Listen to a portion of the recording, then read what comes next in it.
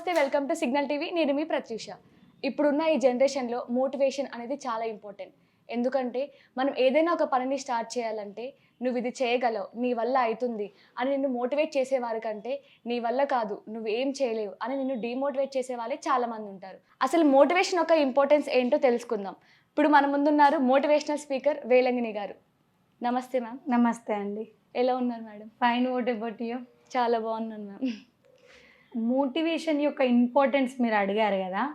Okay, అది motivation మన లైఫ్లో ఎంత ఇంపార్టెంట్ అంటే, ఇప్పుడు అంటే మనము గ్యాస్ స్టవ్ అది ఇది యూజ్ చేస్తున్నాం మ్యామ్. ఏన్షియంట్ డేస్లో మనము కట్టెల పొయ్యి యూజ్ చేస్తాం. పల్లెటూరులో ఇప్పటికీ వేడి నీళ్ళు కాగబెట్టుకోవడానికి అవి యూజ్ చేస్తూ ఉంటారు. ఇప్పుడు ఎప్పటి వరకు వాళ్ళు మంట పెడుతూ ఉంటారు? ఏదైతే ఫుడ్ ఐటమ్ లేకపోతే వాటరే తీసుకుందాం, అవి బాయిల్ అయ్యేంత వరకు వాళ్ళు మంట పెడుతూనే ఉంటారు. అవును కదా. ఒకవేళ మధ్యలో మంట ఆరిపోయినా కానీ ఒకటి గొట్టం లాంటిది ఉంటుంది, అది తీసుకొని ఊదుతూ ఉంటారు వాళ్ళు. ఊదినప్పుడు మంట ఆరిపోయిన మంట కాస్త మళ్ళీ పుంజుకుంటుంది అనమాట, మళ్ళీ మండుతుంది. ఆ ఊదడం అనేది వాళ్ళు ఎన్నిసార్లు ఆ మంట ఆరిపోయినా కానీ అన్నిసార్లు మళ్ళీ ఊదుతూనే ఉంటారు. ఎప్పటి వరకు వాళ్ళు అనుకున్న ఫుడ్ ఐటమ్ వాళ్ళకి కుక్ అయ్యేంత వరకు, వాళ్ళు అనుకున్న రీచ్ అయ్యేంత వరకు ఊదుతూనే ఉంటారు. సో మోటివేషన్ కూడా అలాంటిదే. మనం ఏదైతే గోల్ రీచ్ అయ్యేంత వరకు కంపల్సరీ మనకి మోటివేషన్ అనేది ఉండాలి లైఫ్లో. అప్పుడే మనం అనుకున్న లక్ష్యం చేరుతాం. Okay, nice madam. మేడం, ఇప్పుడున్న ఈ జనరేషన్లో ప్రతి ఒక్కరికి ఏదో ఒక రకమైన గోల్ అండ్ ఎయిమ్స్ ఉంటాయి. బట్ వాటిని ఎలా అచీవ్ చేసుకోవాలో దానికోసం సరైన ప్లానింగ్ ఉండదు. అలాంటి వాళ్ళ కోసం ఏమైనా టిప్స్ చెప్తారా, సజెషన్స్ ఇస్తారా? Yeah sure. ప్లాన్ అని అన్నారు మీరు, చాలా చిన్న వర్డ్ అది ప్లాన్ అని, కానీ దాని ఇంపాక్ట్ చాలా పడుతుంది మన లైఫ్లో. ఇప్పుడు ఒక ఎగ్జాంపుల్ తీసుకుందాం మనము. మీరు రేపు మ్యారేజ్కి వెళ్ళేది ఉందనుకోండి, ఇవాళ ఏం చేస్తారు మీరు?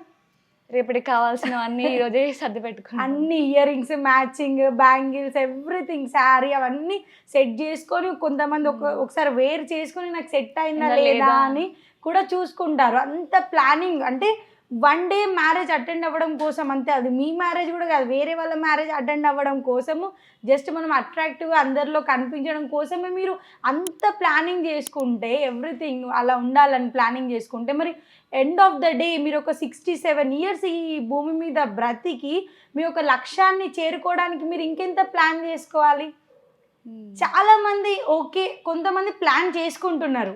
ఎప్పుడు ప్లాన్ చేసుకుంటారు వాళ్ళు? December 31st రోజు నైట్ ప్లాన్ చేసుకుంటారు. కొత్త డైరీ తీసుకొస్తారు. మార్నింగ్ అన్ని బుక్ స్టాల్స్ వెళ్ళి రీసెర్చ్ చేసి ఏది మంచిగా ఉంటుంది డైరీ అనేసి చూసి మరీ తీసుకొని డైరీ ఓపెన్ చేసి ప్లాన్ చేసుకుంటారు everything.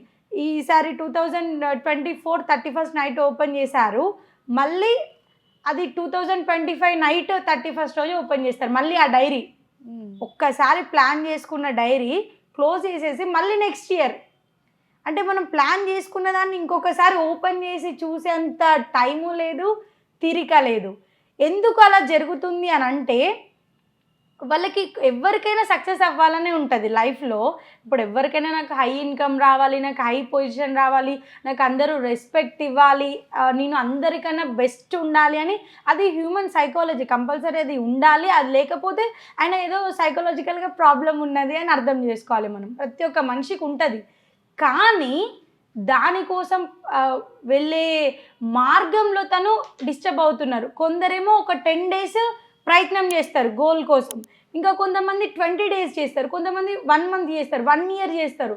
End of the day ఎక్కడో ఒక దగ్గర కొంతమంది ఆగిపోతుంటారు. కానీ నీ పాదాలు నడిచి నడిచి పరిగెత్తి ఆఖరికి అల్లసిపోయి కాటికి చేరే వరకు పోరాడితేనే నీ లక్ష్యాన్ని చేరుకుంటావు.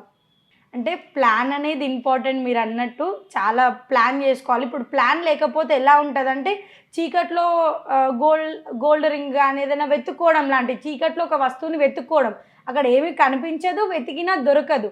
కంపల్సరీ ప్లాన్ ఉండాలి. ఇంకొకటి, ఇప్పుడు ప్లాన్ ఉంటుంది. ఇప్పుడు మనము ఒక మురికి కాలువను కనుక చూసుకుంటే, వాళ్ళు మంచి ప్లానింగ్తోని వాటర్ ఎలా వెళ్ళాలని కాలువని మంచిగా కన్స్ట్రక్షన్ చేసి పంపిస్తారు.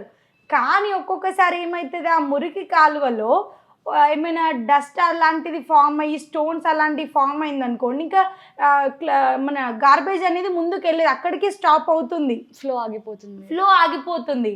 సో మీరు ఆ మురికి కాలువలాగా ఉండకుండా ఒక నదిలాగా ఉండాలి మన ప్రయాణం. నది ఎన్ని ప్రాబ్లమ్స్ వచ్చినా దాన్ని రూట్ చేంజ్ చేసుకొని మరి వెళ్ళిపోతుంది. దానికి ఎవరు గీయరు. ఇప్పుడు మన ఇక్కడ మురికి కాలువ అంటే కన్స్ట్రక్షన్ వాళ్ళు దాన్ని కన్స్ట్రక్ట్ చేస్తారు, సిమెంట్ అదంతా వేసి ఏ లైన్ నుంచి అంతా కన్స్ట్రక్షన్ చేసి దానికి ఒకటి ప్లానింగ్ అనేది ఉంటుంది. కానీ నదికి ఎవరు ప్లానింగ్ చేస్తారు, ఎవరు కన్స్ట్రక్షన్ చేసేది? ప్రకృతి. అది వాటర్లో ఫ్లో.